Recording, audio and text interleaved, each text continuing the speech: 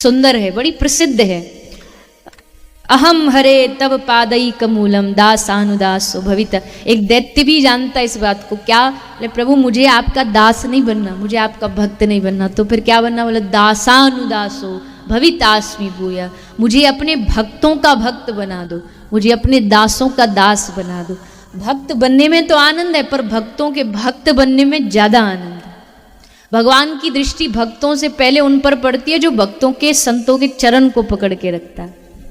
इसलिए हमेशा जीवन में कुछ भी ना हो चलेगा, भक्ति भी ना हो चलेगा, पर जीवन में एक संत ऐसा जरूर होना चाहिए जिनके चरणों को आप इतने विश्वास के साथ पकड़ लो कि अब दूसरी जगह कहीं नजर घुमाने की जरूरत ही ना पड़े, आवश्यकता ही ना पड़े। वहां मन लग गया, विश्वास टिक गया तो टिक गया, फिर कहीं और नहीं। ऐसे जीवन में एक संत जरूर होना चाहिए।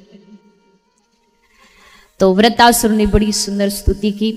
ऐसे ही एक संत देवर्षि नारद जी।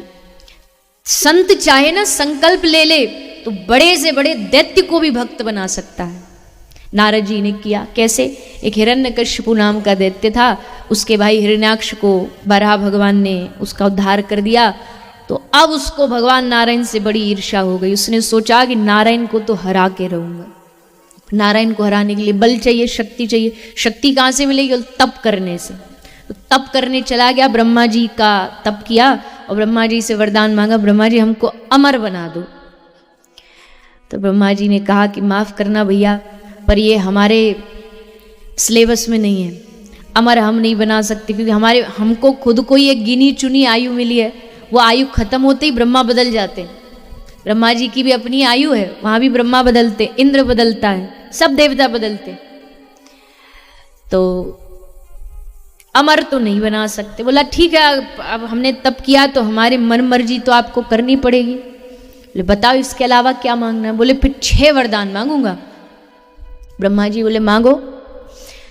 तो 6 वरदान मांगे। पहला, न नर से, न पशु से, न प्रकृति में किसी भी बनाए हुए, प्रकृति ने जिसको बनाए हुए ऐसे किसी भी जीव से मैं ना मरूं, तथास्तु। न अस्त्र से मरूं, न शस्त्र से, तथास्तु। न बाहर मरूं, न भीतर, तथास्तु। न दिन में मरूं, न रात में, तथास्तु। न 12 महीने में से किसी भी महीने में न मरूं, तथास्तु। अब जिसको इतने सारे वरदान एक साथ मिल गए हों तो मन में तो आ ही गया कि अब तो हम अमर हैं, अब भला किसी की मजाल हमारी ओर आंख उठा के देख ले। और हुआ भी वही। हिरण्यकश्यपु से सारा विश्व डरने लगा। देवता जैसे हिरण्यकश्यपु आता छुप जाते, सब डरते थे। पर एक हिरण्यकश्यपु के वंश में एक ऐसा भक्त पैदा हुआ। मैंने कहा था ना, अकुतो भया कुतोपि भया नास्ति। भगवान का भक्त न किसी से डरता है, न किसी की चापलूसी करता है। सब चापलूसी कर रहे हैं, हिरण्यकश्यपु महाराज की जय हो, जय हो, जय हो। और ये प्रहलाद बैठा बैठा हे हरि, हे हरि, हे नारायण, हे नारायण। पिता ने सोचा ये तो बड़ा कुलघाती पैदा हुआ है। घर का व्यक्ति अगर हमारा नाम नहीं लेगा तो फिर विश्व में हमारी पूजा कैसे होगी? जाओ इसको मार डालो, पहाड़ से गिरा करके चकनाचूर कर दो। पहाड़ से गिराया गया, लेकिन उस समय भी जिह्वा पर हे हरि, हे हरि, हे हरि जैसे कह के नीचे गिराया। भगवान स्वयं प्रकट होकर के प्रहलाद को अपनी गोदी में उठा लेते। अज्ञानी बड़े बड़े विद्वानों की जैसी, विद्वानों की वाणी में बातें करने लगते। मीराबाई कौन सी यूनिवर्सिटी में पढ़ने गई थी? बताओ जरा, किसी को पता है मीरा कौन सी कॉलेज में पढ़ के आई थी? अच्छा, सूरदास जी कौन से कॉलेज में पढ़े थे? कहीं पढ़ने नहीं गए। पर आज सूरदास जी के एक एक पदों पर लोग बड़ी बड़ी यूनिवर्सिटियों में पीएचडी करते हैं। मीरा के पदों पर पीएचडी होती है। क्यों? कि जिस पे ठाकुर जी कृपा कर दें, क्या से क्या बना सकते। भगवान की कृपा क्या से क्या कर सकती है। भगवान की कृपा पे कभी संशय मत करना, कभी डाउट मत करना, विश्वास। भक्ति में 2 चीज बहुत जरूरी है, विश्वास और प्रयास, प्रयास में लगे रहो कि उनकी कृपा होगी, और विश्वास रखो मन में कि कृपा होगी। ये दो चीज मन में होनी चाहिए। तो प्रहलाद जी में विश्वास भी था और प्रयास तो था ही, भगवान की भक्ति करते थे। विष दिया गया, लेकिन उस समय भी भगवान ने लक्ष्मी जी को आज्ञा दी, भोलेनाथ जी को आज्ञा दी, उन्होंने आकर के रक्षा की। बुआ होलिका आई, अग्नि में लेकर के बैठी, वहां भी ठाकुर जी ने प्रहलाद की रक्षा की, क्योंकि प्रहलाद जी एक ही बात जानते थे, भगवान से एक ही बात कहते थे, तू ही एक सहारा प्यारे, तू ही एक सहारा। डूबते को किसका सहारा? तिनके का सहारा। पर भक्ति राज्य में ऐसा नहीं है, भक्ति राज्य में तिनके का सहारा भी नहीं चलता। भगवान के अलावा तिनके का भी सहारा लोगे ना तो भगवान कह देंगे यही जा, यही बचाएगा अब तुझे, तेरा तिनका ही बचाएगा तुझे, उसका भी सहारा नहीं। एकमात्र भगवान का आश्रय, एकमात्र भगवान का सहारा। इतना विश्वास उनका कि कुछ भी हो जाए मेरे भगवान न मुझे कभी हारने देंगे, न गिरने देंगे, और गिरे भी तो गोदी में उठा लेंगे, अपनी गोद में उठा करके हमें अपने संग संग चलेंगे। ये विश्वास होना चाहिए, ये भरोसा होना चाहिए। ऐसा नहीं कि आज यहाँ भरोसा डगमगाया, कल इसके पास पहुंच गए, आज ये वाला भगवान अच्छा लगा, आज इनसे मांग लिया, कल वो वाला भगवान। ये कोई भरोसा है? विश्वास देखना है तो शबरी का देखो। आश्चर्य की बात देखो, जब राम जी जिस समय आ रहे हैं ना उस वन में इतने बड़े बड़े तपस्वी महापुरुष रहते थे, किसी ने हजारों सालों से भोजन ही नहीं किया, हवा पर जी रहे हैं, कोई हजारों साल से सोया ही नहीं है, आंखें खुली तपस्या कर रहे हैं। इतना कठोर तप करने वाले ऋषि उस वन में रहते थे, पर राम जी उनके पास नहीं गए, राम जी शबरी के पास गए। उनको भगवान नहीं मिले ऐसा नहीं, उनको भी दर्शन हुआ, पर उनको जाना पड़ा, और राम जी शबरी के पास चल करके आए। क्यों? वो शबरी को विश्वास था, शबरी को भरोसा था। गुरु जी ने कहा है कि शबरी एक दिन तेरे यहां राम आएंगे, मेरा विश्वास टूट जाएगा क्योंकि मेरा विश्वास प्रगाढ़ नहीं, पर गुरु का वचन कभी नहीं टूट सकता। उसको निभाने के लिए, उसको पूरा करने के लिए राम जी को आना ही पड़ेगा। ये होता है विश्वास, ये भरोसा। हम लोग होते शबरी की जगह क्या करते, 5 साल हो गए, 10 साल, अरे आते तो है नहीं, छोड़ो इनको, कोई कमी थोड़ी है हमारे देवी देवताओं की, दूसरा देखेंगे वो कृपा करेगा। पर नहीं, एक भरोसो, एक बल, एक आस विश्वास। एक पे भरोसा रखो, एक पे विश्वास रखो, पक्का विश्वास रखो। इतना भी दुखों में घबरा के इतना भी विश्वास डगमगाना नहीं चाहिए। जो कहते हैं ना हमारा भगवान पे पहले विश्वास था, बीच में कुछ ऐसी घर में घटना हो गई, भगवान ने हमारे साथ ऐसा कर दिया, विश्वास हट गया। अरे तुमको कभी था ही नहीं विश्वास। जिसको एक बार भगवान पे भरोसा हो जाए वो कभी टूट नहीं सकता। इसलिए हे दीनानाथ, दूर नगरिया कठिन डगरिया, मन दुखियारा प्यारे, तू ही एक सहारा, तू ही एक सहारा प्यारे, तू ही एक सहारा। और ना कोई द्वारा, और द्वार पर जाएंगे अपनी भावना को व्यक्त करने तो कोई दुख दूर नहीं करेगा, उल्टा हमारे उस दुख का, उस कष्ट का, उस पीड़ा का मजाक हंसी उड़ा करके, पीठ पीछे हमारी बुराई करेगा, इसलिए एकमात्र भगवान का सहारा। प्रहलाद जी ने एकमात्र भगवान का आश्रय सहारा लिया, इसलिए भगवान ने कृपा करी श्री प्रहलाद जी के ऊपर। समस्त हिरण्यकशिपु के इस वरदानों को पूरा करने के लिए भगवान खंबे से श्री नरसिंह रूप में प्रकट हो गए। 6 वरदान पूरे कर दिए, क्योंकि भगवान प्रकृति से परे हैं, इसलिए किसी प्रकृति के मनुष्य से ना मरूं ये मांगा था, वो भी पूरा हो गया। ना ऊपर न नीचे जंघा पर लिटा दिया, न बाहर न भीतर चौखट पर लिटा दिया, न दिन न रात सांझ के समय भगवान प्रगटे। और 12 महीना भी नहीं, 13वां अधिक मास आरंभ हुआ और होते ही भगवान ने नरसिंह प्रभु ने हिरण्यकशिपु का उदर विदीर्ण कर दिया और सारे जगत में प्रसन्नता छा गई। इस आताताई के मरने पर सब बड़े प्रसन्न हुए। भगवान का क्रोध शांत करने के लिए प्रहलाद जी आगे आए, भगवान की स्तुति की। भगवान ने प्रहलाद पर कृपा की और भगवान ने कहा, बेटा प्रहलाद क्या मांगना है तुझे, मांग। तो प्रहलाद जी ने भगवान से निष्काम भक्ति का वरदान मांगा कि प्रभु अपनी निष्काम भक्ति का हमें वरदान दीजिए। इस प्रकार श्री नरसिंह भगवान का अवतार होता है।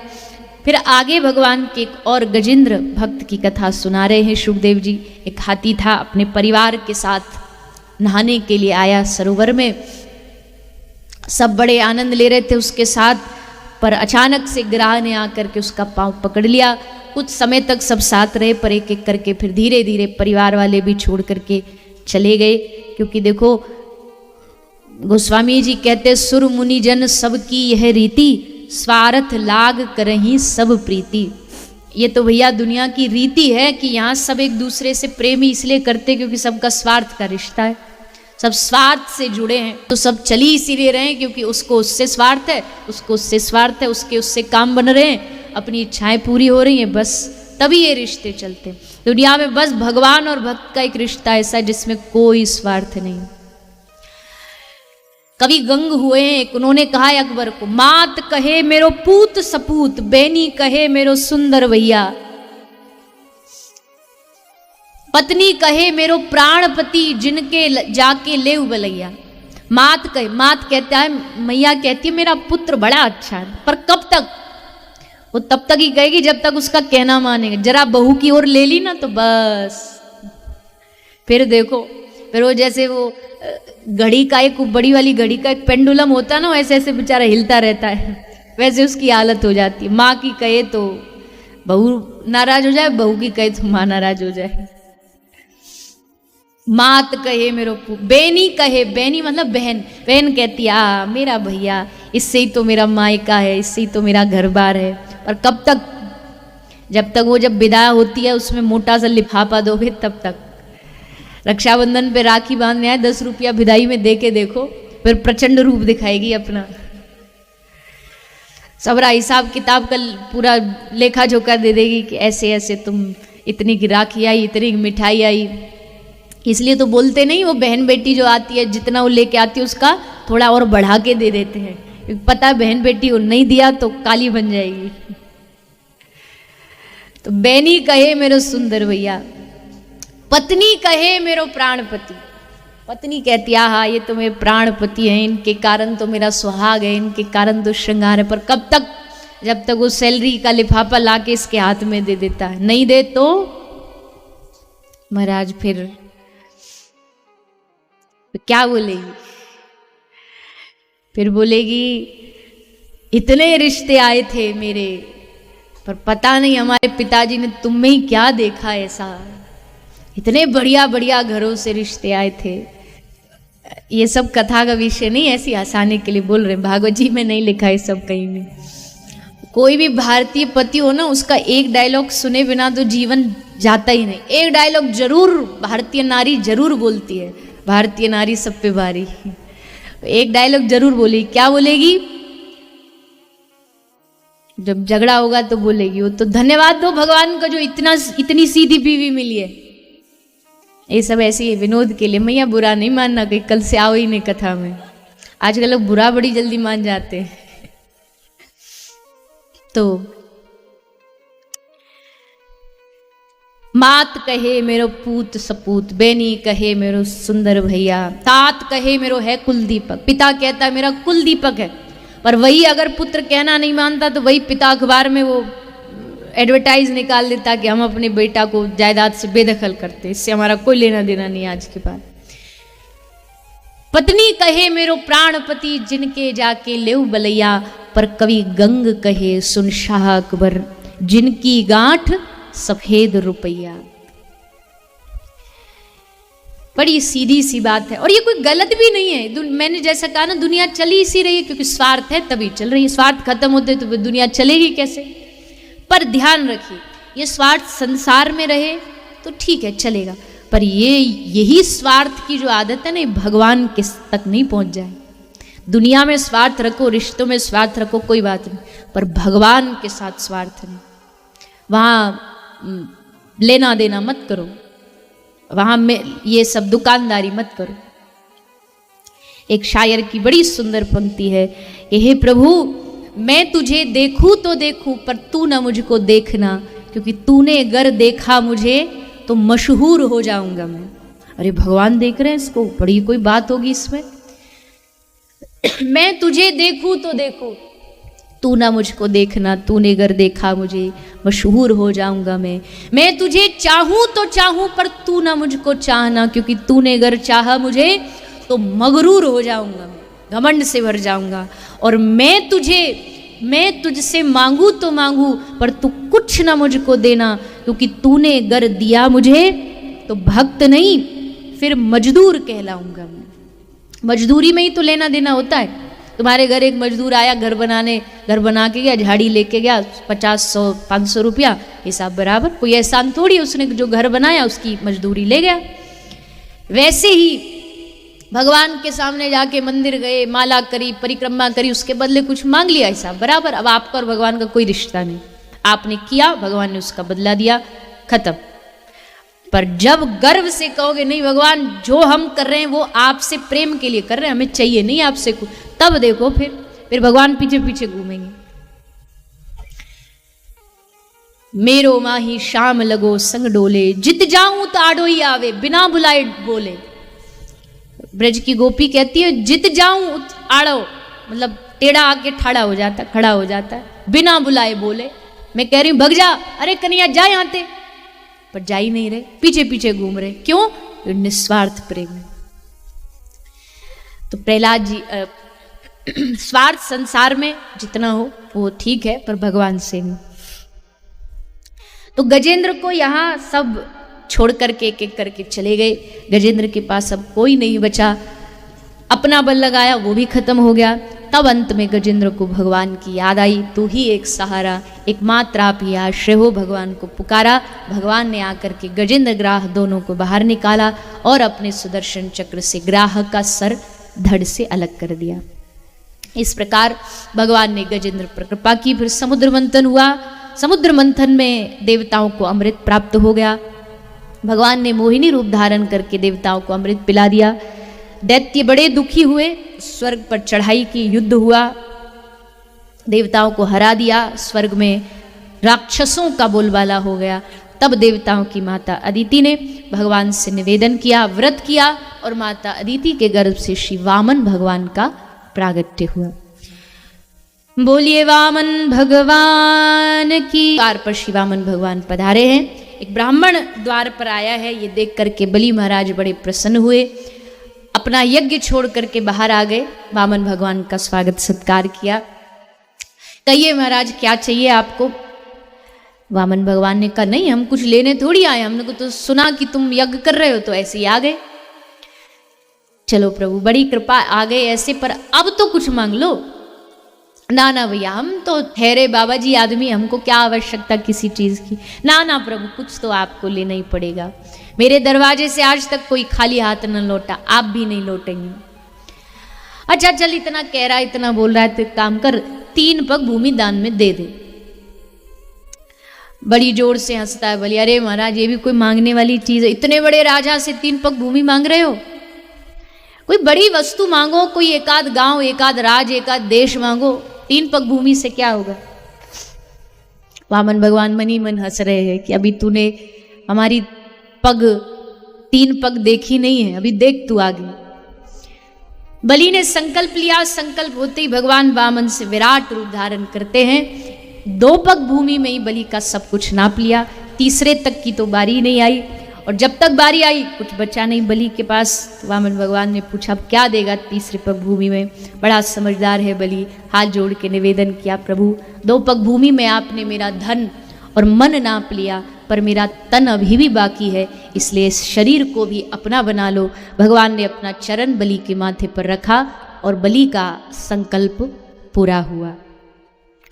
इस प्रकार श्री वामन भगवान और बलि की सुंदर कथा सुनाई गई। भगवान के मत्स्यावतार की कथा आई।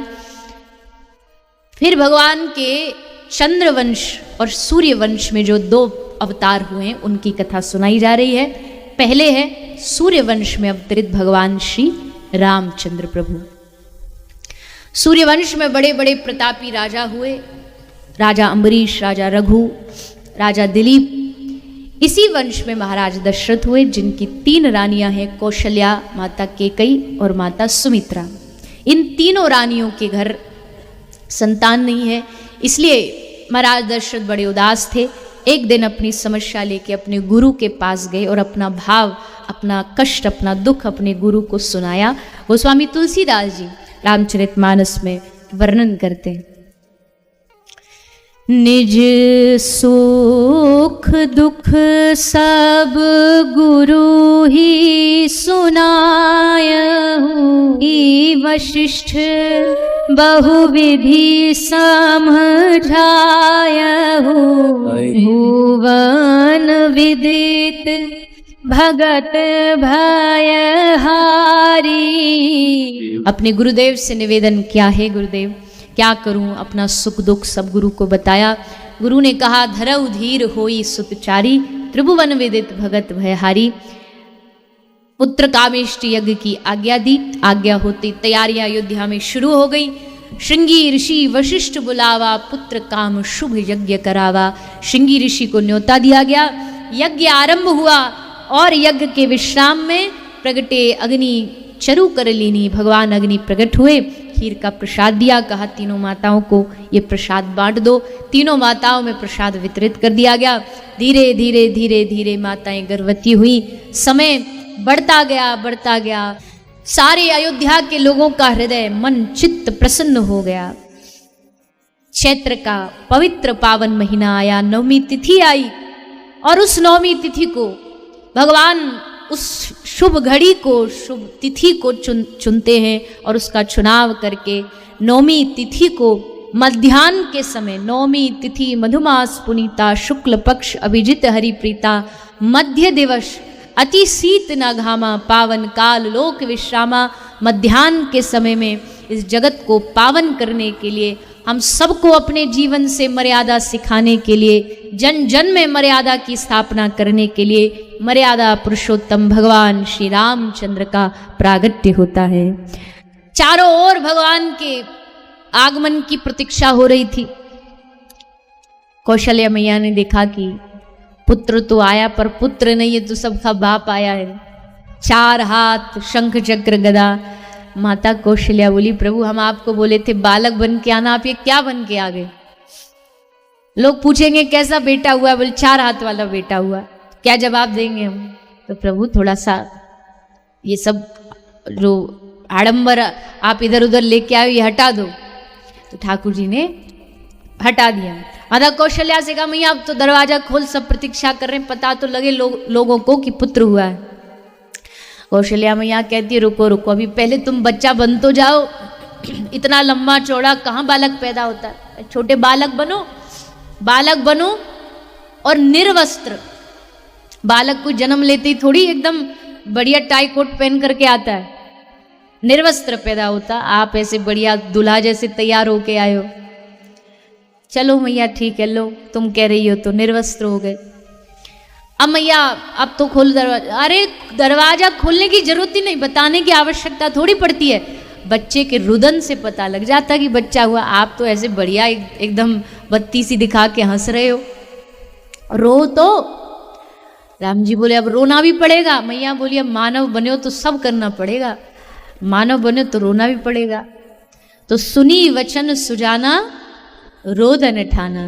प्रभु जोर जोर से रुदन आरंभ करते हैं। चारों ओर रोने की आवाज गूंजी। दासी भागी भागी गई, महाराज बधाई हो, बधाई हो, आपके घर पुत्र रत्न की प्राप्ति हुई है। दूसरी आई, महाराज एक नहीं, माता केकई ने भी एक पुत्र को जन्म दिया। तीसरी भागी भागी आई, महाराज बधाई हो, बधाई हो, माता सुमित्रा ने दो दो पुत्रों को जन्म दिया है। चारों तरफ खुशी की लहर दौड़ाई, पूरी अयोध्या खुशी में नाचने लगी। जरा देखे तो कैसे राजकुमार हुए हैं, चारों बड़े सुंदर हैं, पर राम जी, आहा, राम जी के चेहरे की सौम्यता, उनकी सौंदर्यता, उनका जो सहजता है वही उनको सुंदर बनाती है। राम जी में रूप गुण शील ये 3 गुण हैं। रूप से उन्होंने मिथिला पर विजय प्राप्त की, अपनी शीलता से उन्होंने अयोध्या पर विजय प्राप्त की, और अपने बल से उन्होंने लंका पर विजय प्राप्त की। तो सब आकर के राम जी का दर्शन कर रहे हैं, बड़े आनंदित हो रही हैं। इतना सुंदर राजकुमार इस राज्य को प्राप्त हुआ है। राजकुमार तो दुनिया में बहुत है, पर हमारे राम जी जैसा नहीं। इसलिए अयोध्या वाले कहते, गाते, राम जैसा नगीना नहीं, सारे जग की बजरिया में। तो वैसे ये अयोध्या वालों का भाव है। वो कहते हैं हमारे राम जी जैसा कोई नगीना हीरा बाजार में वो बत्ती लेके भी ढूंढने जाओगे तुम मिलेगा नहीं। राम जैसा पुत्र नहीं, राम जैसा पिता नहीं, राम जैसा भाई नहीं, राम जैसा पति नहीं। सब जितने भी संबंधों के गुण हैं वो हमारे राम जी में हैं।